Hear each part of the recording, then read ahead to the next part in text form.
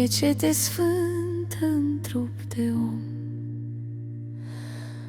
Mă așez sub aripa ta, ca râul sub al lui munte, ca templul pe al lui pământ. Prin tine, mamă, s-a deschis cerul și viața a coborât. Ți-ai deschis trupul ca pe un templu și eu prin tine m-am coborât.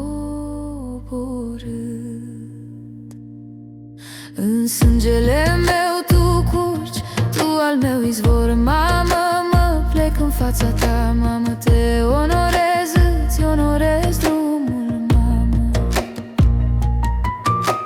Viața mea curge prin tine ca un râu fără sfârșit.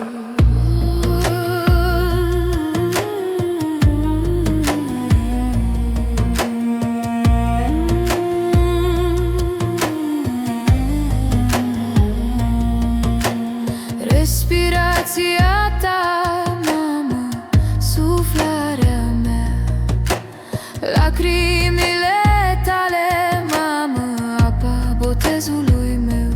Prin trupul tău s-a scris al meu nume și viața a început prin tine.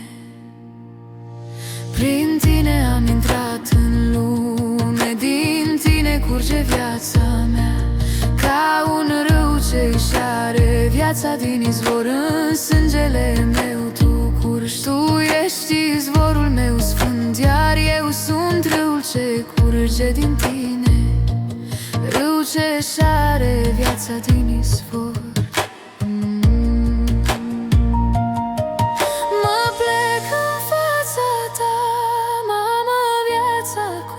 Prin tine ca un râu fără sfârșit. De azi nu te mai judec, mamă, iau viața așa cum e. Pietrele drumului tău ți le așez la al tău izvor. Darurile tale, mamă, le primesc, binecuvântarea ta o port. Te așez în inima mea și pășesc în viață.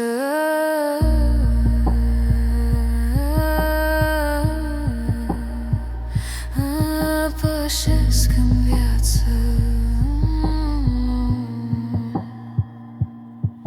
În sângele meu tu curgi, eu sunt râu, iar tu izvorul meu sfânt. Primesc viața prin tine,